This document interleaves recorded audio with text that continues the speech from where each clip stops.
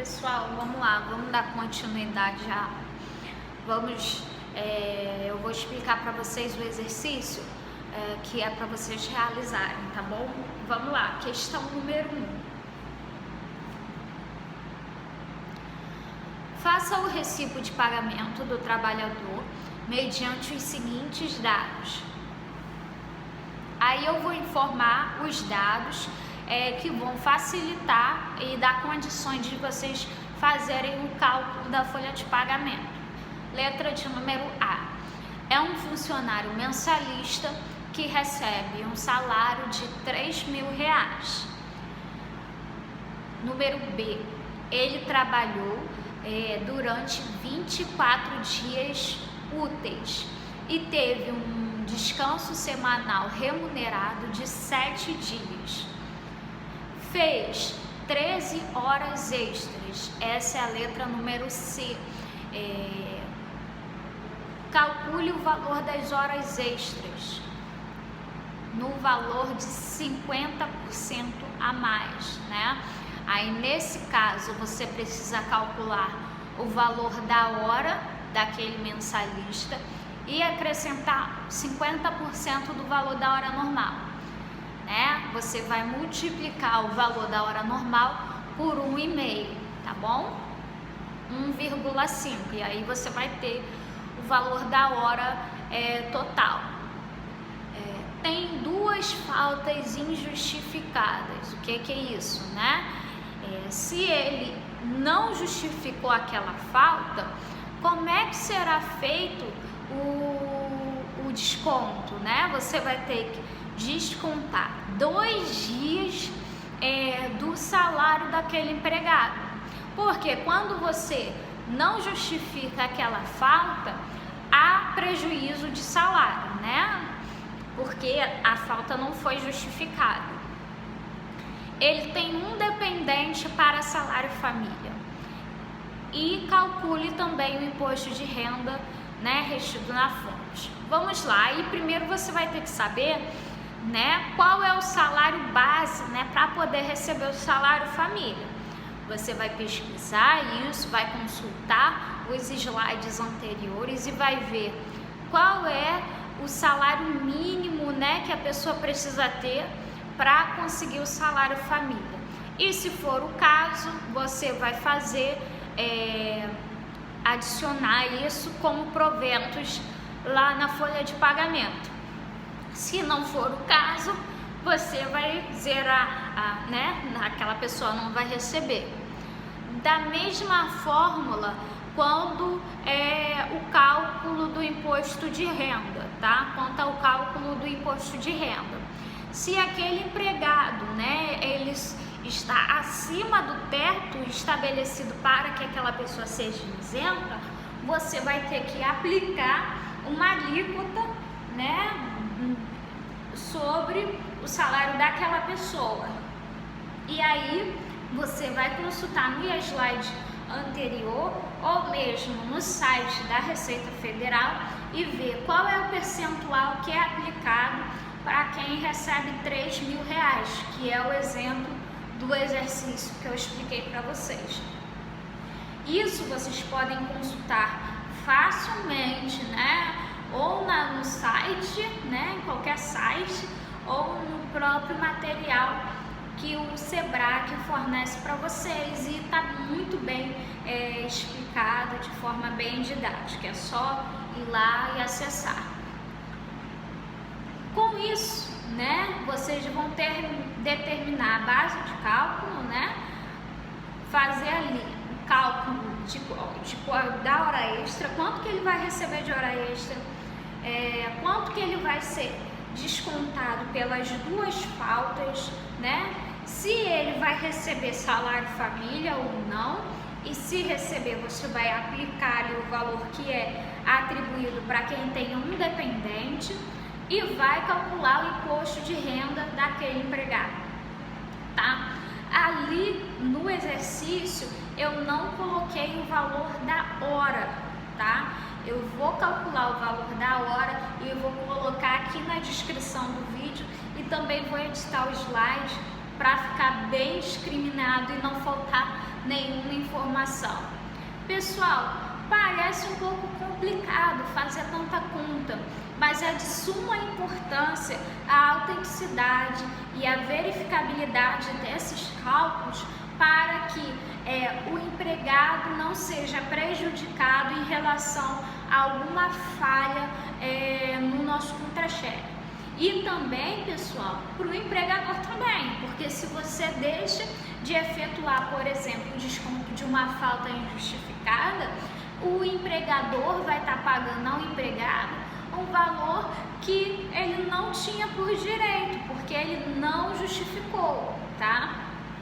É importante dizer, pessoal, que quando o empregado justifica a falta, né, de acordo com aqueles motivos estabelecidos em lei, aquele empregado ele vai ter, né, no contra-cheque nenhum prejuízo de salário, porque ele justificou, como por exemplo, né, alguma doença, né, aí a pessoa vai lá, entrega o atestado médico no RH, né, temos outras diversas maneiras, óbito, né, de pai ou mãe, né, seja parentes descendentes ou ascendentes. Nesse caso, né, a pessoa não pode ter o seu salário prejudicado em decorrência desses acontecimentos. Outra questão também que não dá ao empregador o direito de descontar é em caso de casamento, né? Ou ter que ir ao hospital por causa de um filho, algo nesse sentido. Por isso, pessoal, é muito importante a gente citar essas questões que envolvem, né, e tramitam em torno ali da folha de pagamento. Por isso, esse é um assunto que depende bastante das aulas que nós tivemos anteriormente. E é de suma importância que esses assuntos sejam bem aprendidos e revistos, né, por vocês, porque além das atualizações que ocorrem, né, pelo legislativo, nós temos também que estar revisando tais conceitos devido à importância que eles têm perante a área de departamento pessoal. Agora eu vou falar para vocês aqui como vocês vão fazer o exercício de número 2, tá? O primeiro exercício diz o seguinte: faça um recibo de pagamento mediante os seguintes dados.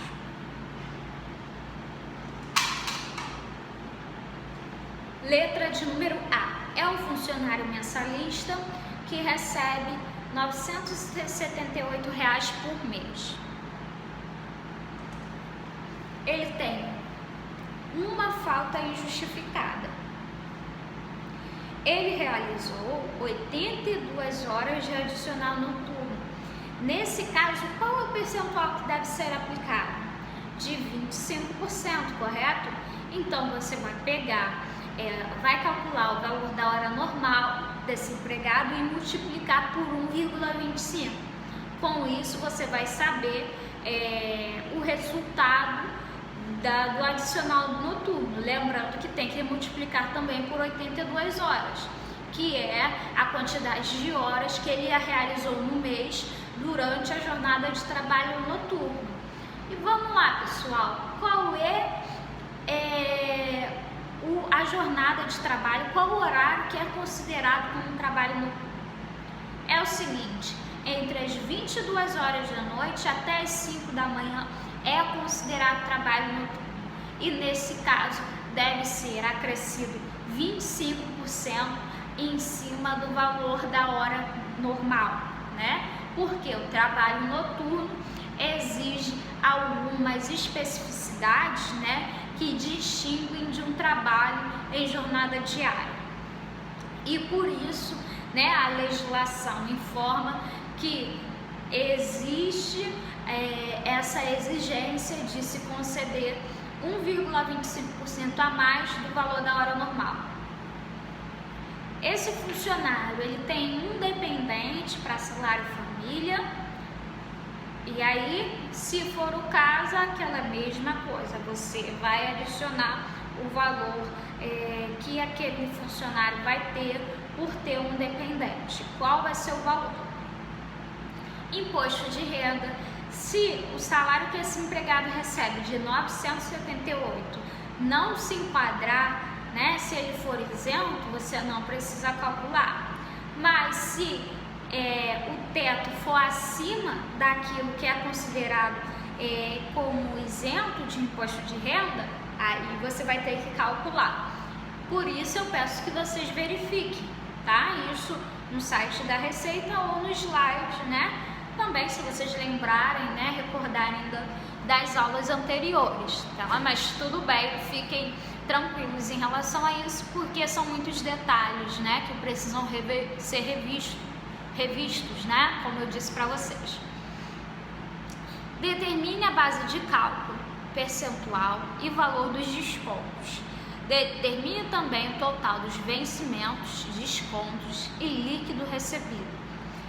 Então, o que eu vou querer, pessoal? Eu quero que vocês discriminem todos os vencimentos, ou seja, todos aqueles proventos, né? Quanto que essa pessoa recebeu de adicional, hora extra, né? Qual o salário base dela? Tudo isso eu quero que vocês discriminem ali na folha de recebimento de vocês. Tá? E quero também que vocês mencionem o valor de cada desconto. Por exemplo, recebeu R$20 de hora extra ou R$100 de adicional noturno. Eu quero que vocês computem isso, né, no exercício. E ao realizar o cálculo dos proventos e dos descontos, vocês vão saber qual é o valor líquido, qual o salário líquido que aquele empregado vai receber. E a partir daí vai estar lá discriminado para vocês direitinho na folha de pagamento que eu vou disponibilizar, e só quero que vocês preencham direitinho com base no cálculo que será realizado. Qualquer dúvida, só mencionar lá no YouTube ou no Google Sala de Aula ou então no WhatsApp, tá bom? Na próxima semana, pessoal, nós vamos estudar um pouquinho a respeito de férias. E com isso a gente vai aprender mais a respeito desse assunto. Espero, né, que tenha ficado clara a aula de hoje, que trata a respeito de contra-cheque. Peço que qualquer dúvida que vocês tenham venham a me notificar, seja nos dispositivos que eu já mencionei. E espero que tenha ficado claro. Desejo a todos um bom final de ano. Ótimas comemorações aí, lembrando, né, que a gente tem que respeitar o máximo possível, né, as medidas de prevenção da Covid-19, e agradeço aí a vocês toda a participação que nós tivemos ao longo dos últimos meses. Em breve, né, a partir do dia 4 de janeiro, nós retornamos com as aulas presenciais e damos continuidade a essa jornada acadêmica que nós temos aí a prosseguir. Em relação aos módulos, daqui a algumas aulas nós iremos terminar o módulo de RH e dar continuidade aos outros módulos do curso, né? Se assim já não tiverem sido realizada por vocês, que é o módulo de aprendiz, de controles e o módulo de financeiro, né? Nós temos 4 módulos para completar o curso aqui do Sebrae, que tem uma ótima referência no mercado. E com isso, né, vocês vão receber ali o certificado do curso de assistente administrativo completo. Ademais, pessoal, é isso. Um bom final de ano para todos. Fiquem atentos ao WhatsApp, aos comunicados que eu farei no grupo da turma, e se porventura houver qualquer dificuldade em relação ao cálculo, peço que vocês entrem em contato comigo diretamente para eu poder sanar as dúvidas que porventura vir a existir. E com isso a gente encerrará mais uma aula. Fiquem com Deus, agradeço a todos essa participação.